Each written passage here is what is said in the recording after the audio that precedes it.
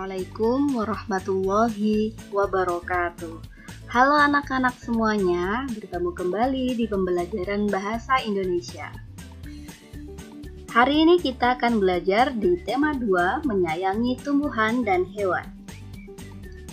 Sebelum kita belajar, Ustazah akan menyampaikan tujuan pembelajaran. Dengan memperhatikan tanda baca, siswa dapat membaca dongeng dengan lafal, intonasi, dan ekspresi yang tepat. Dengan menjawab pertanyaan, siswa dapat mengidentifikasi informasi isi dongeng yang didengar dengan tepat. Setelah mendengarkan teks dongeng yang berjudul Pengembara dan Sebuah Pohon, siswa dapat menemukan pesan yang terdapat dalam dongeng yang didengar. Setelah mendengarkan teks dongeng, siswa dapat menceritakan kembali isi dongeng dengan bahasa sendiri secara lisan. Nah, sekarang Ustazah akan mengajak anak-anak untuk membaca.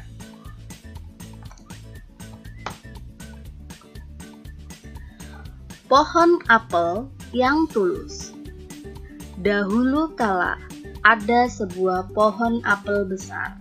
Ada seorang anak laki-laki bermain di sekitar pohon itu. Dia sangat menyayangi pohon itu. Pohon itu juga senang bermain bersamanya. Waktu berlalu, anak laki-laki itu tumbuh dewasa. Suatu hari, ia datang kembali. Pohon apel menyambutnya dengan gembira. "Ayo, bermainlah bersamaku," ajak si pohon apel. "Ah, aku tak punya waktu untuk bermain. Kami membutuhkan rumah untuk tempat tinggal. Bisakah kau membantuku? Kamu boleh memotong cabang-cabang pohonku ini untuk membangun rumahmu." Jadi anak laki-laki itu memotong semua cabang pohon dan pergi dengan riang. Pohon apel itu senang melihat temannya bahagia. Tapi dia tak pernah kembali sejak saat itu. Pohon apel kembali merasa kesepian dan sedih. Akhirnya, laki-laki itu kembali lagi. Laki-laki itu dan pohon apel sekarang sudah sama-sama tua. "Aku sudah tak bisa memberikan apa-apa," kata pohon apel. "Tidak apa-apa. Aku hanya membutuhkan sebuah tempat untuk beristirahat," jawab laki-laki itu. "Baik, sisa batang pohon tua adalah tempat terbaik untuk bersandar dan beristirahat. Duduklah sini bersamaku dan istirahatlah," kata pohon apel.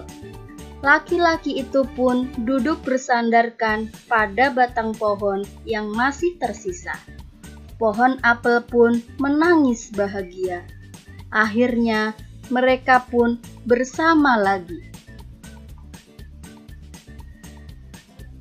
Yuk jawab soal berikut. Berdasarkan dari cerita di atas, sekarang waktunya anak-anak menjawab soal. Yang pertama, siapa teman pohon apel? Ada yang tahu tidak jawabannya? Ya, benar sekali. Jawabannya adalah seorang anak laki-laki. Nomor 2. Apa yang dirasakan pohon apel saat bermain bersama temannya? Pohon apel merasa sangat senang dan bahagia. Nomor 3. Apa kebaikan yang diberikan pohon apel? Pohon apel sangat ikhlas memberikan cabang-cabang pohonnya untuk membangunkan rumah anak laki-laki tersebut. Nomor 4. Mengapa pohon apel merasa kesepian dan sedih? Ada yang tahu tidak? Karena seorang anak laki-laki tersebut tidak pernah kembali lagi. Nomor 5. Di akhir cerita, mengapa pohon apel menangis? Pasti tahu semua jawabannya.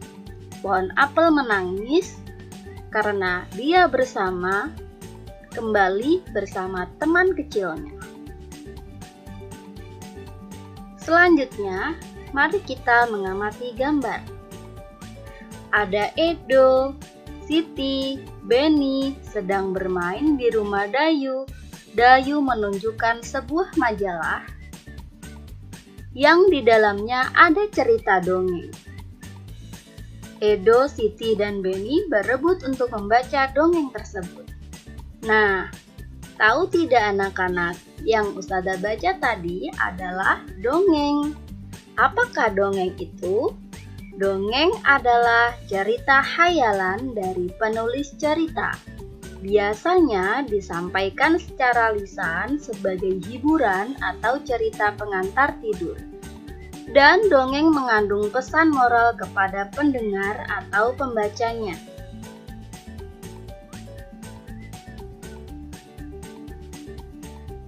Sekarang, Ustazah akan mengajak anak-anak untuk membaca dongeng berikutnya. Pengembara dan sebuah pohon. Dua orang pengembara berjalan di sepanjang jalan yang berdebu dan tandus di hari yang sangat panas. Tidak lama kemudian, mereka menemukan sebuah pohon besar.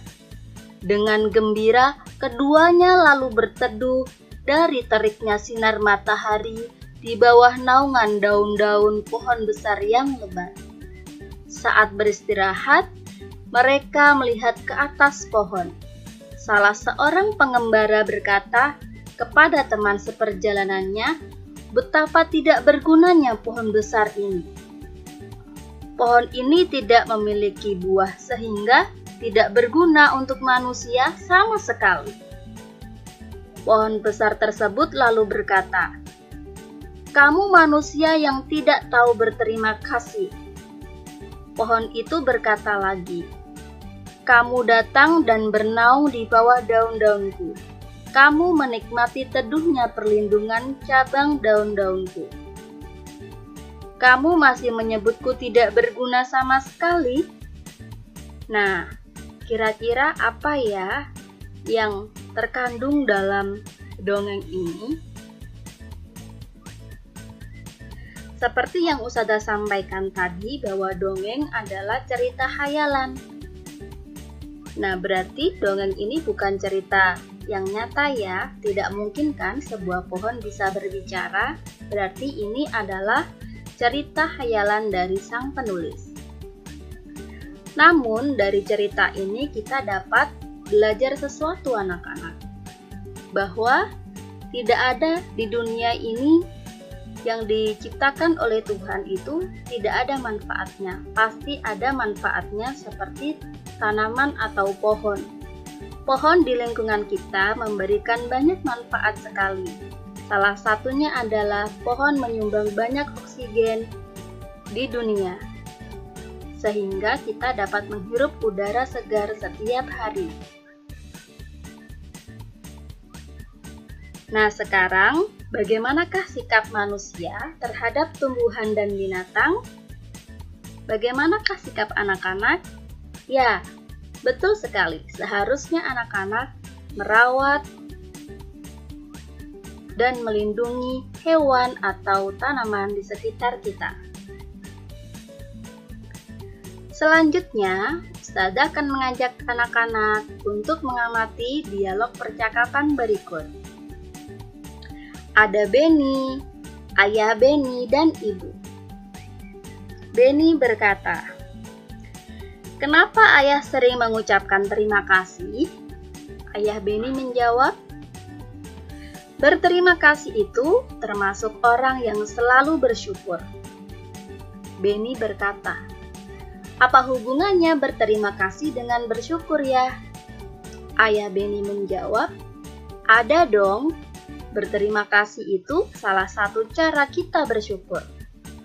Orang yang selalu bersyukur adalah orang yang rendah hati.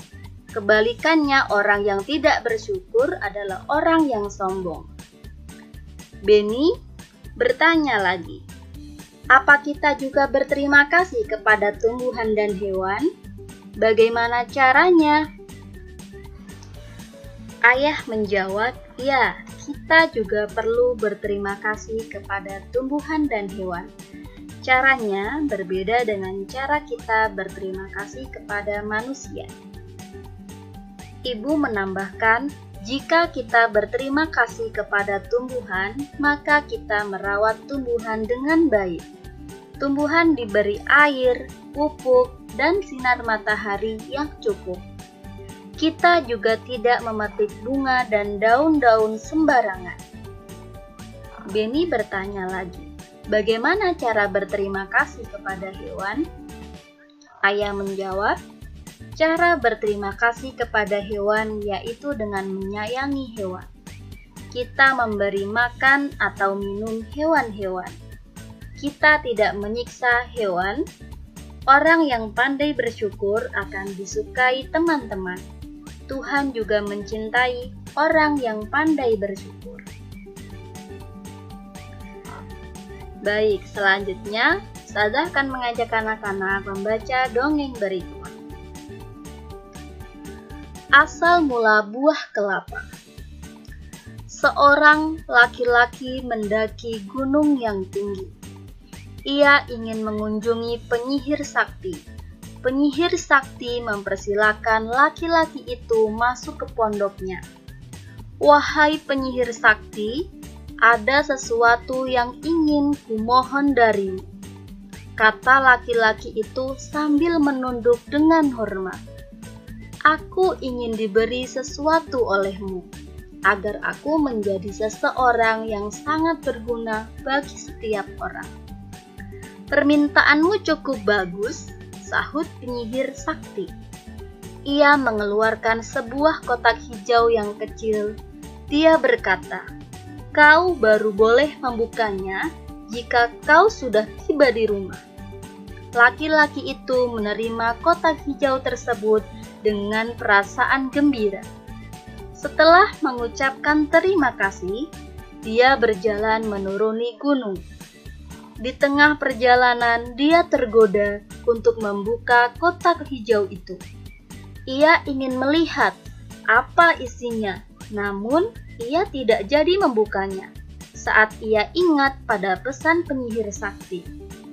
Ketika tiba di kaki gunung, lagi-lagi dia tergoda ingin melihat isi kotak hijau tersebut. Ia lalu membuka kotak hijau itu.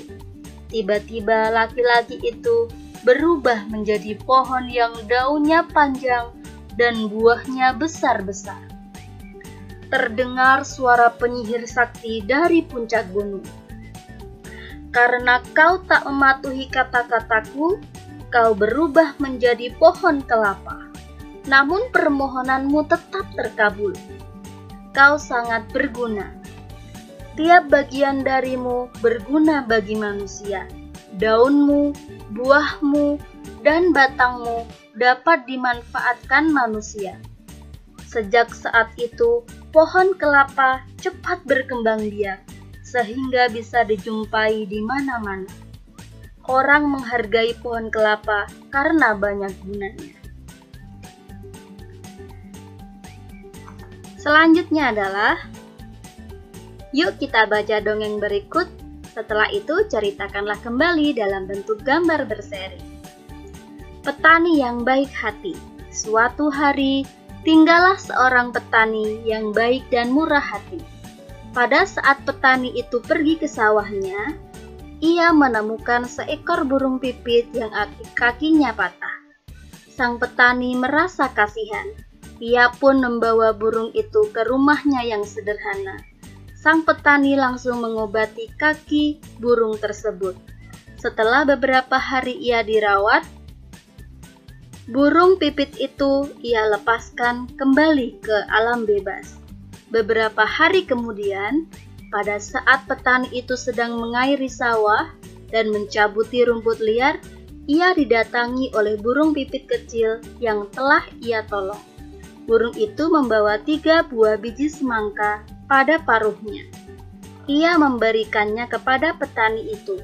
Setelah itu, burung itu pun pergi. Petani itu sangat berterima kasih kepada burung. Besoknya, sang petani menanam biji-biji semangka itu di dekat rumahnya. Setelah ia mengurus bibit pohon semangka itu pun tumbuh. Semakin lama, pohon itu semakin besar. Akhirnya, pohon semangka berbuah. Petani itu sangat senang. Ia mengambil ketiga buah semangka itu. Pada saat ia membelah buah semangka, yang pertama keluarlah beberapa bongkah emas dan berlian yang berkilauan. Petani itu merasa sangat kaget bercampur senang. Lalu ia membelah semangka yang kedua. Ternyata isinya adalah bahan-bahan bangunan. Petani itu merasa sangat bahagia. Lalu ia membelah semangka terakhir. Ternyata keluarlah para pekerja yang siap membangun istana yang megah untuk ia tinggali.